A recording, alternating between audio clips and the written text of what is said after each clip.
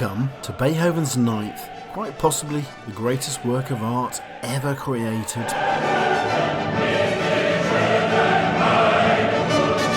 But what does it actually mean? Well, rather a lot, and I'm going to attempt to explain what that a lot might actually mean. Now yes, I know music is the most abstract of all of the arts, but with Beethoven's Ninth Symphony we have a humongous advantage, and that's because this is a choral symphony, the first of its kind, the first time a symphony was written with a chorus as well, which means we have words, we have singing and words, and that gives us a big advantage in making sense of everything that's going on.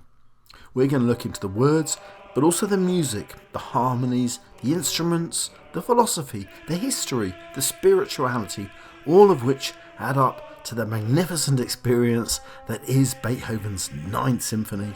And this is the video that will help you understand what it all means.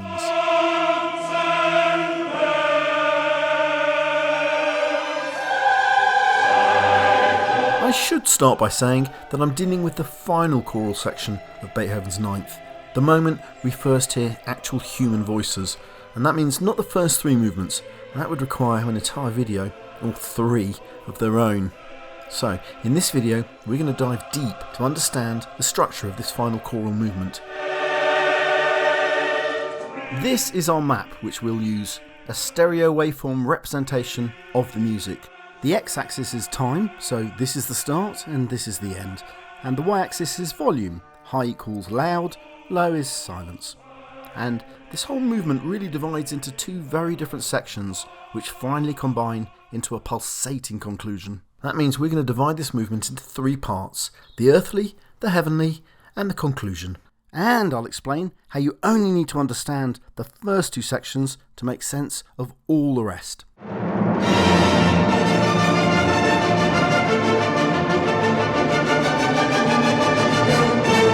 Our music starts with an orchestral rush. It sounds frenetic. This is not necessarily good news.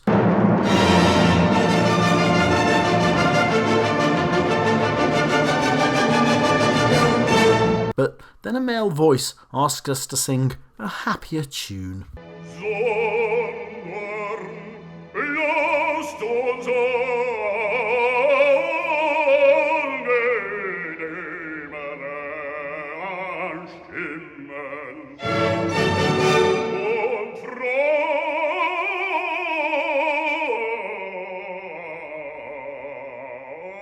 Now that word Freude, happiness, is a key word in this piece, but as we shall discover, it's also a coded word for potentially more radical ideas.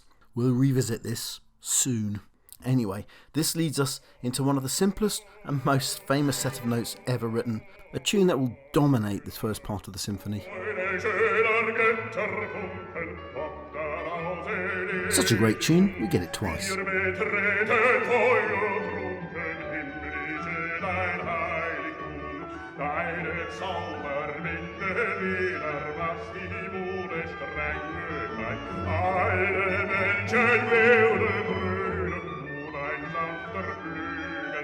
It's a good thigh-slapping, earthly tune, this one.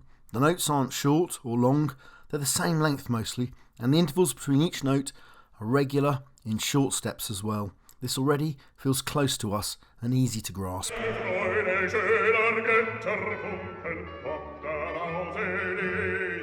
And next comes the most important words you will hear in the entire movement, so pay close attention.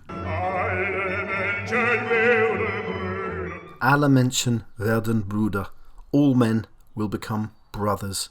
This is the central message of this piece, and we're going to be back to re-examine this in a lot more detail later.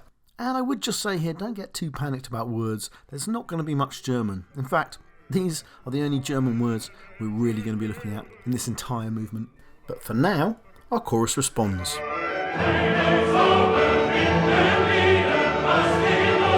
And here come our important lines.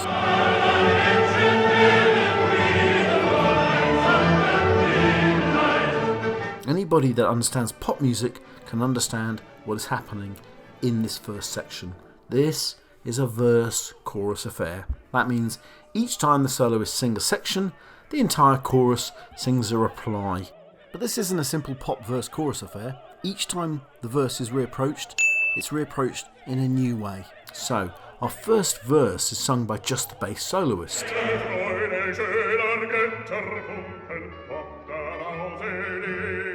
The next verse, 3 soloists join the verse.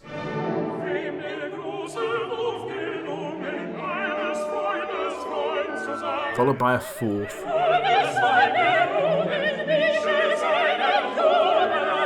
And again, the chorus answers.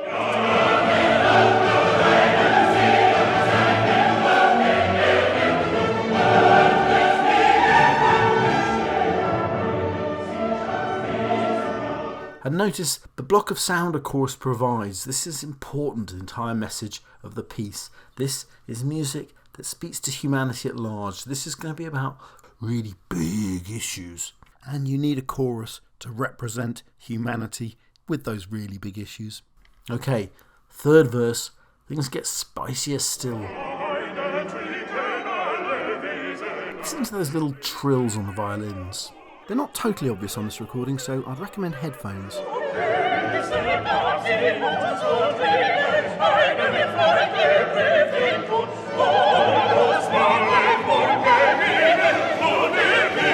Those tiny trills indicate we're feeling something. This is emotional, heartfelt, and human. Remember, we're in the first part of this mighty work, the earthly part, and you can tell not just from those trilling strings, but also the words, with sensuous, even tactile references to fire, getting drunk, getting a woman, kisses, feeding at the breast, alcohol. This is a place of lofty elevation, no doubt, but its music and its words come from a very human sensuality.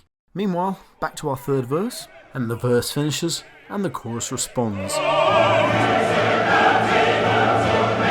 violins are still trilling.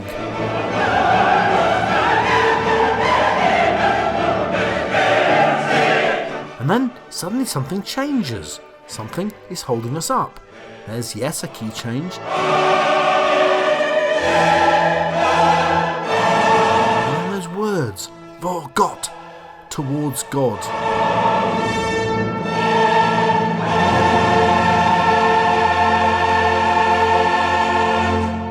Now, put a pin in this because this is classic foreshadowing.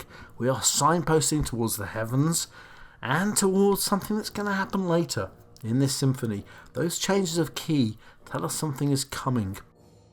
This symphony is very much about highs and lows, about heavens and about the earth.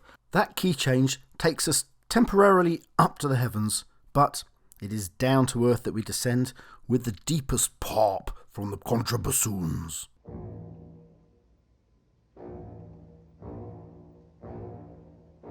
Time change, a military feel.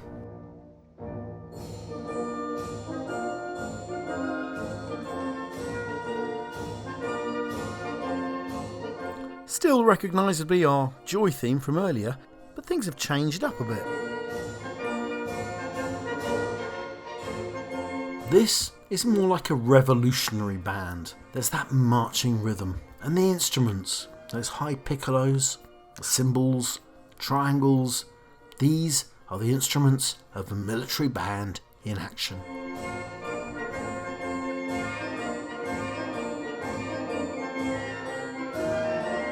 And then there are the voices, the male voices. This is our main tune, but things have changed a little.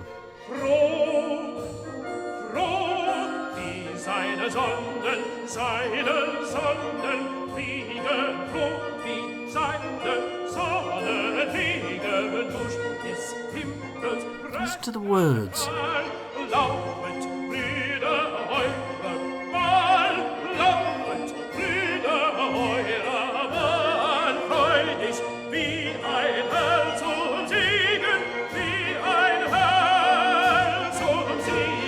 Talk of heroes, of victory.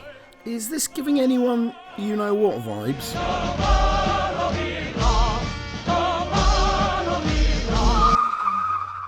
This is probably the time to introduce some historical context. If there's one significant thing that happened in the last 400 years of our history, it happened during Beethoven's lifetime, and it provides the backbone, the background story for this entire Ninth Symphony. You see, before Beethoven was born, it was assumed that the rulers, the rule makers, the wealth keepers, well, they were born into the job. If you were born a king, you were born to rule. If you were born a peasant, well, let's just say I hope you like turnips. However, sometime during the 18th century, attitudes began to shift. This, politically and socially, was a huge event, a seismic shift in the way society was thinking about how it ordered itself, about hierarchy. As I've discussed in another video, this was a process that actually benefited the artists more than kings. But anyway, it was a series of revolutions in thought that became actual revolutions. In France, this was hailed with the slogan Liberté, Égalité, Fraternité. Freedom and equality started to become active political processes, struggles you might choose to call them, taking place across the centuries. But we are concentrated on the epicentre of this struggle. If you want dates, take 1789, when Beethoven was just 18 years old, and a cataclysmic event that shook the world, the French Revolution.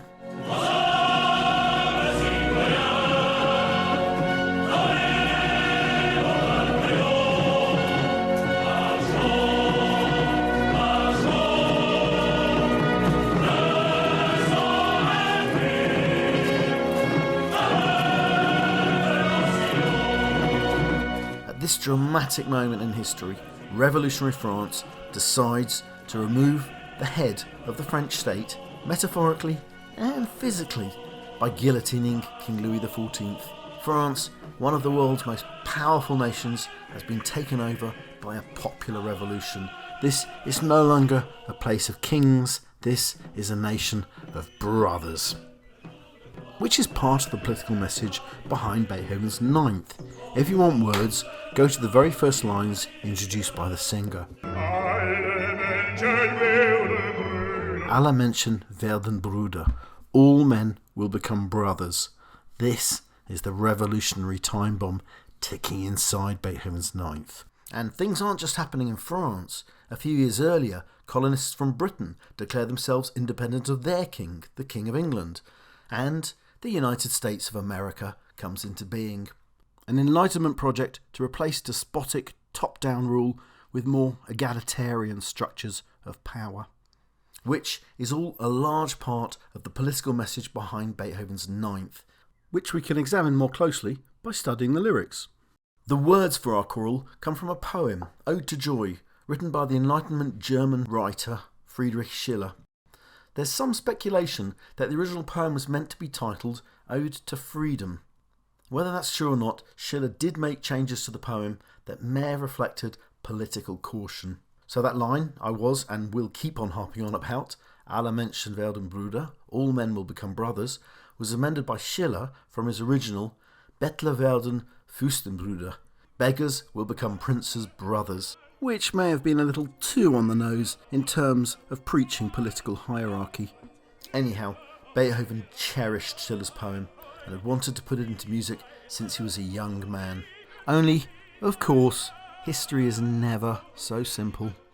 Just 10 years after the French Revolution, Napoleon, the ordinary-born Corsican army officer, rose to power in France by channeling the revolutionary fervour of his day, the cries for fraternity, equality and liberty, and he turned them into a series of wars all the way from the Atlantic coast to the depths of Russia that caused the death of millions.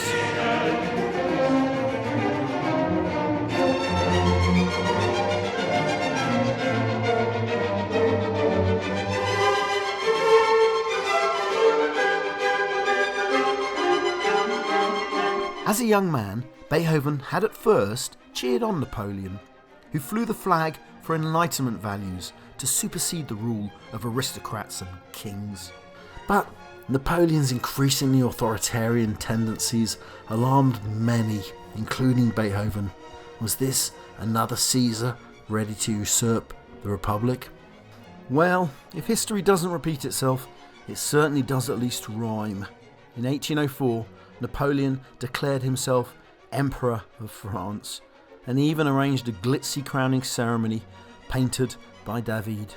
And, by one of those marvellous historical coincidences, Beethoven just happened, at the time, to be writing a symphony about Napoleon.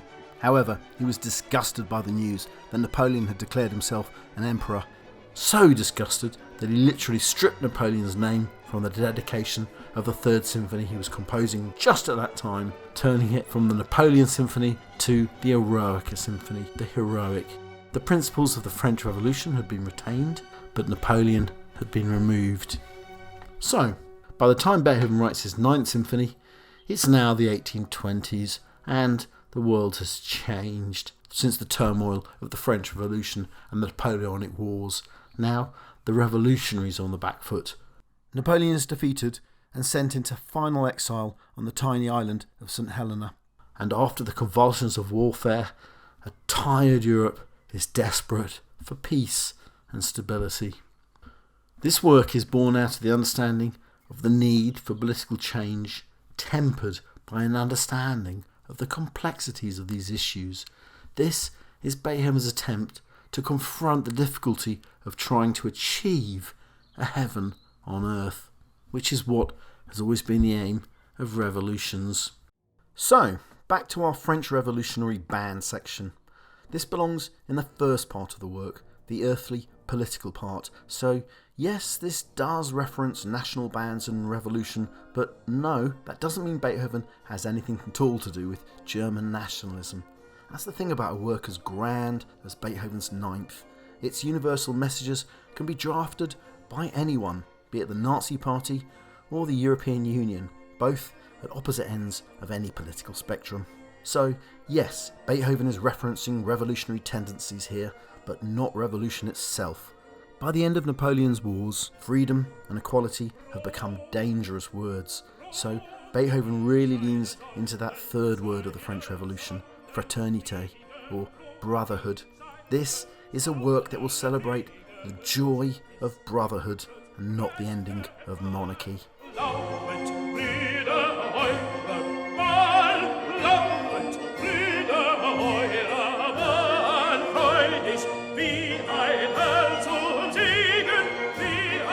That is what our tenor sings about here, describing his joyful hero running to victory, and his male companions, or should I call them brothers, join in.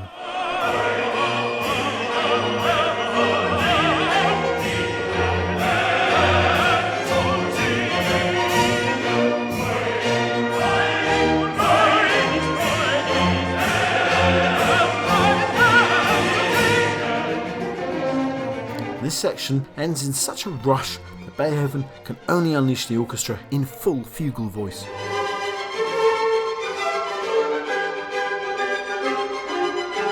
It's as if the huge conflict playing everywhere, fugal writing, allows us to get lost inside Beethoven's intense furnace of creation. Feels like we're working out something of deep complexity.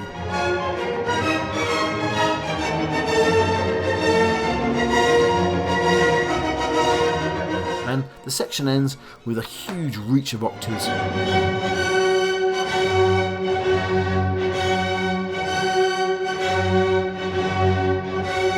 Those octaves typify this symphony and its reach. Yes, we go all the way from bottom to top and down again and repeat it to really make sure we understand how large this is.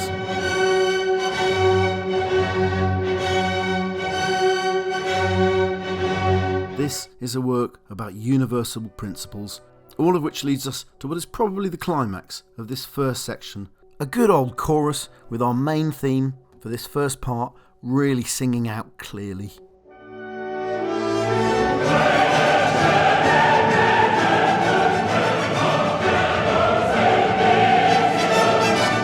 Incidentally, this is the only time you'll hear our famous tune sung out in its entirety, so enjoy and listen out for that Alle Menschen werden Brüder.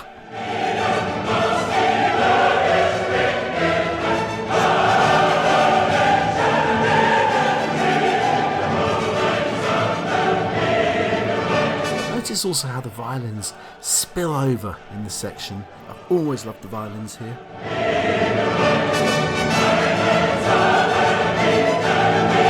It's as if all that exuberance from the previous section can't be repressed.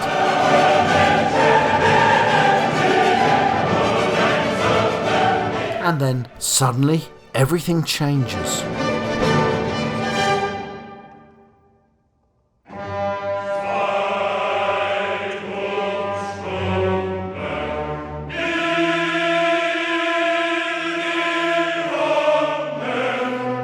And I mean everything. Start with the words. This final verse from Schiller's poem comes with a different rhyme scheme, a more thoughtful ABBA, as opposed to the more rambunctious ABAB from the earlier verses. The metre, the pacing of the words in this verse is different too, and Beethoven more than reflects these changes in the music itself.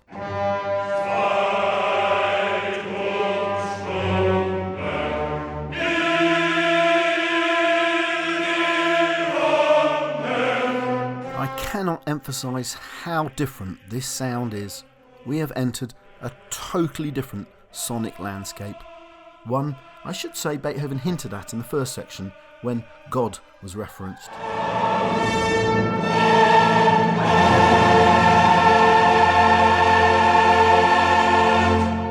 The differences are manifold. A change in key, a change in time signature, new, longer, slower note values, no soloist singers, and no soloists or outstanding instrumentation either.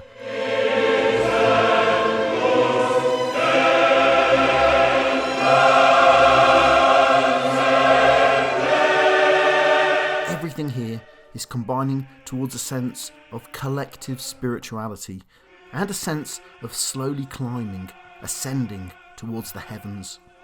And we have a new theme here too, a tune that overwhelms this entire section. Deep voices asking us, "Seid umschlungen, Millionen," be embraced, you millions. One of the most common phrases you'll hear in this entire choral movement, so take note.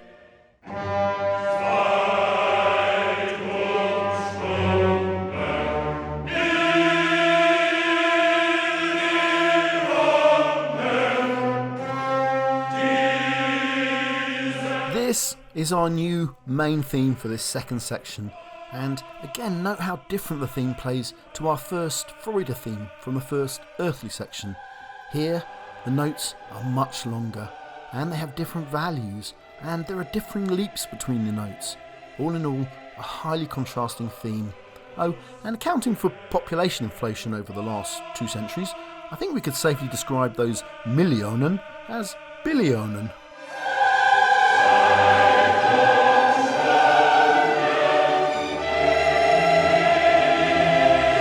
Harmonies swirl around. It feels more like we're in a church than a revolutionary band.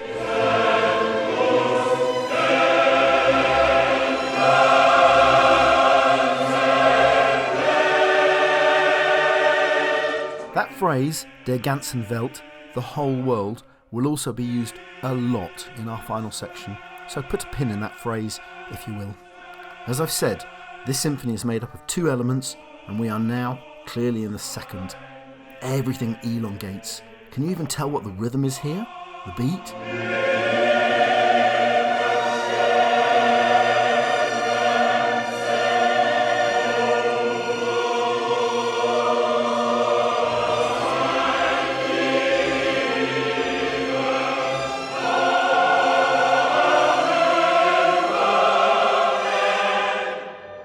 It's as if we've even left the world of rhythm behind us. Time seems to stretch towards the infinite.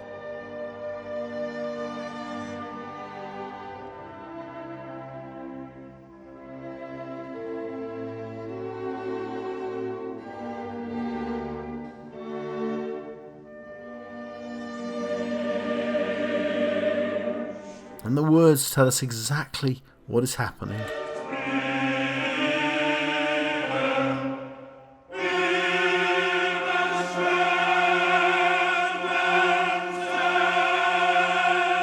Brothers, above the stars,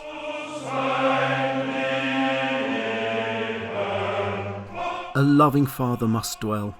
Our exploration of universal ideas has led us directly into a contemplation of the universal.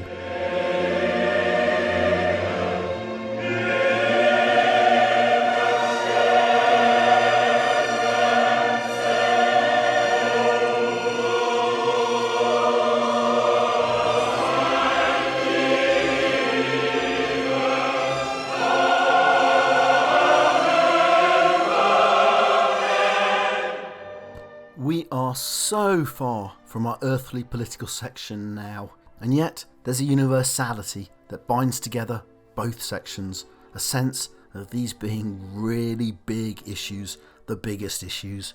Another way to put it might be that an exploration of universal ideas has led us into a contemplation of the universal.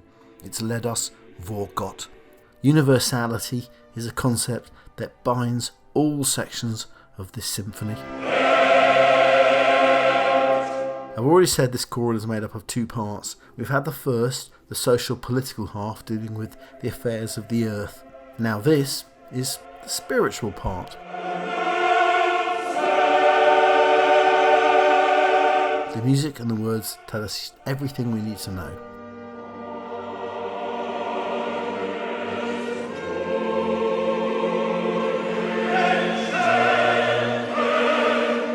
Do you sense the creator?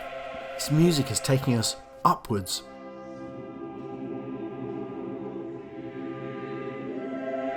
Key changes bringing us further up still.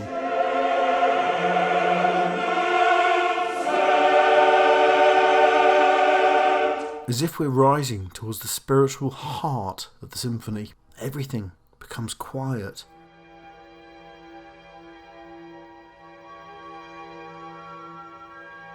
Holy, religious.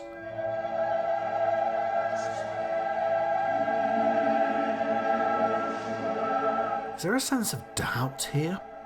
It's as if we're actually approaching an inner sanctum of some sort, a place that can't be explained with just words. We're reaching constantly upwards towards the infinite, the unapproachable, the unreachable, until we're almost hanging over the whole world.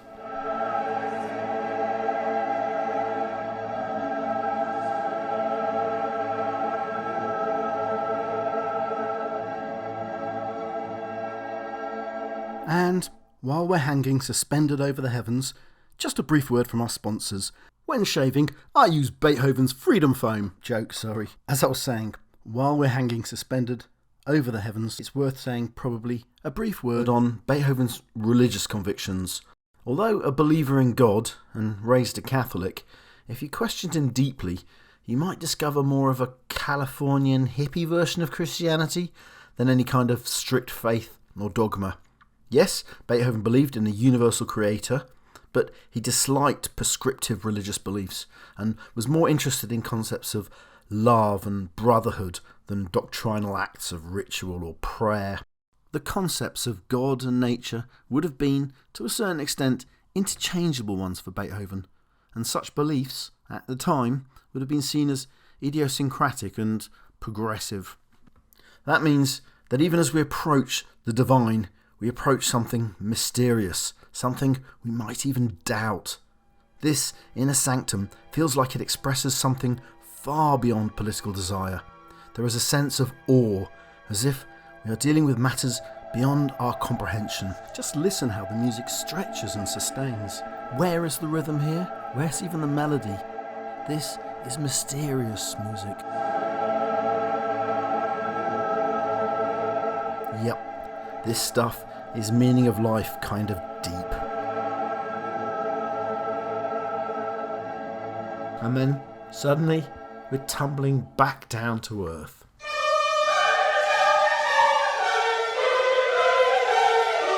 Now, although we're only a little over halfway through the work, we've actually covered nearly everything. The rest of the symphony is taken up with bringing everything to a satisfying conclusion. This is like a walk up a mountain. The effort and the detail is in the journey up. The way back down is faster and easier. Again, just look at the words. Every word or phrase that comes in this second half of the piece is a repeat of something from the first half. Everything from now on is a reworking of existing material, musically as well, and that is instantly obvious in this tumbling section of music that now occurs. It feels like a maelstrom, a whirlwind jumble of sound, and that's because a fugue is taking place here.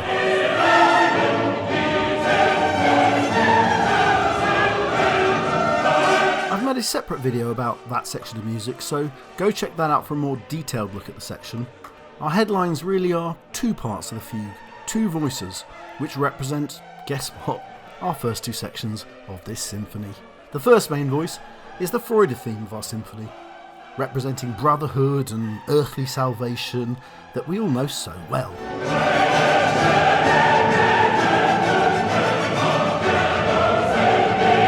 And that's the theme that ends with that important line, Alle Menschen werden Brüder. The second theme of our fugue comes from, yes, you guessed it, the second section of our choral, the ethereal heavenly section, and that's the Seidumschlungen, Be Embraced theme.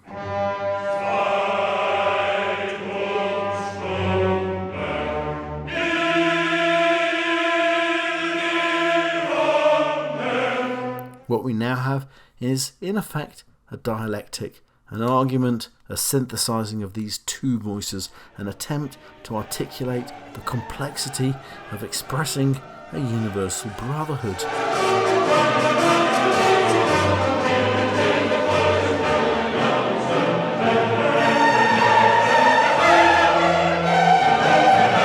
It feels like we're working out a problem. It's being resolved, but it's not an easy problem. A lot needs to be churned through. That's classic Beethoven.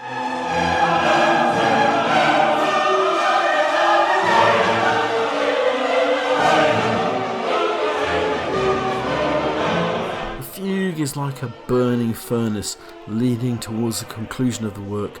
This section is what the whole piece, I think, has really been about.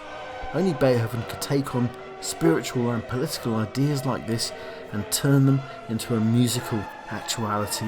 It really is remarkable.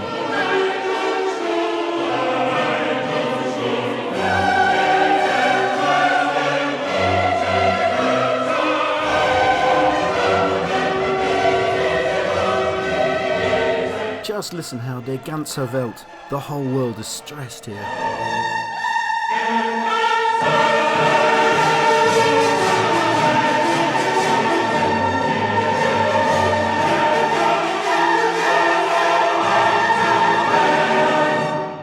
From this point on, it feels like we're in the concluding section of our work, and now we go through something of a recap.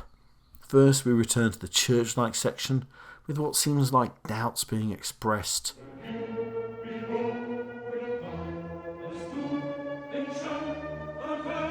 These are reassured.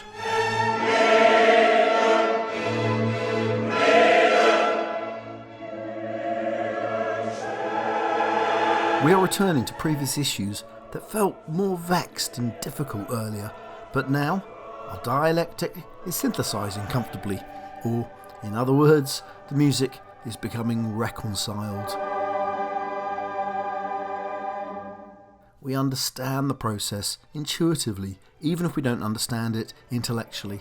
And I have to say, that is one of the pleasures of music. Something can make sense even without the use of language.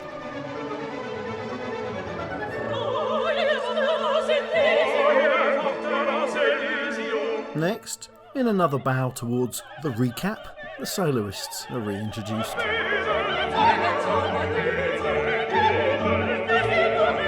Now we begin our hurtle, our rush towards the end. As the choir joins in, we really feel like something huge and universal is being expressed, articulated. This involves all men and the whole world. Sections like this really rock.